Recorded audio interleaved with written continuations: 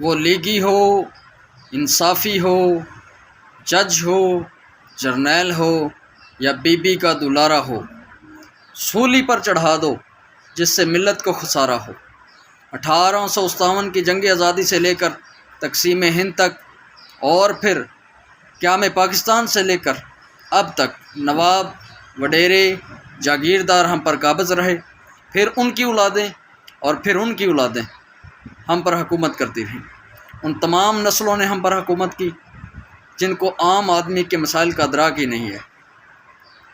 پاکستان کا نظام اس وقت تک بہتر نہیں ہو سکتا جب تک اس جاگیردارانہ نظام اور موروثی سیاست کا خاتمہ نہیں کیا جاتا۔ میں ان تمام نوجوانوں کو جو پاکستان سے ذاتی مفادات اور موروثی سیاست کا خاتمہ کر کے اپنے لوگوں اور اپنے وطن کی خوشحالی کے لیے کام کرنا چاہتے ہیں، ان کو پاکستان نظریاتی پارٹی میں شمولیت کی دعوت دیتا ہوں۔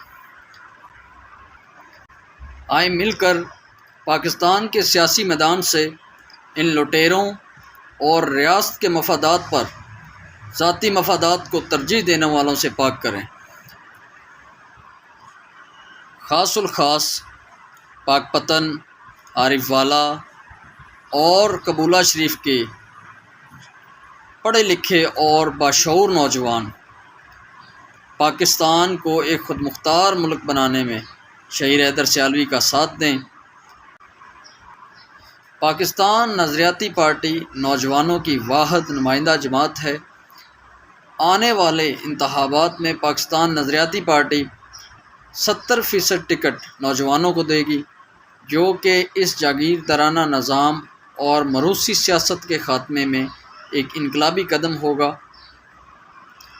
اس حوالے سے میں اپنی پوری ٹیم کو یہ ٹارگٹ دے چکا ہوں کہ آنے والے بلدیاتی انتخابات میں پاکستان نظریاتی پارٹی پاک پتن پورے ضلع پاک پتن کے ایک ایک گاؤں اور ہر کونسل سے اپنے چیئرمین، وائس چیئرمین اور کونسلرز کھڑے کرے گی۔ اس ضمن میں جو جوان پاکستان اور اپنے لوگوں کی خدمت میدان عمل میں نکل کر کرنا چاہتے ہیں اور الیکشن میں حصہ لینا چاہتے ہیں، وہ مجھ سے اور میری ٹیم سے رابطہ کریں۔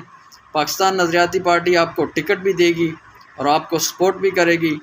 پاکستان نظریاتی پارٹی کا ایک ایک کارکن ضلع پاک پتن میں آپ کے ساتھ کھڑا ہوگا۔ آئیں ابھی سے مل کر تیاری کریں تاکہ وقت آنے پر اقتدار پر قابض نسل در نسل نااہل لوگوں سے چھٹکارا حاصل کر سکیں۔ اللہ پاکستان اور آپ کا حامی و ناصر ہو۔ پاکستان ہمیشہ زندہ باد۔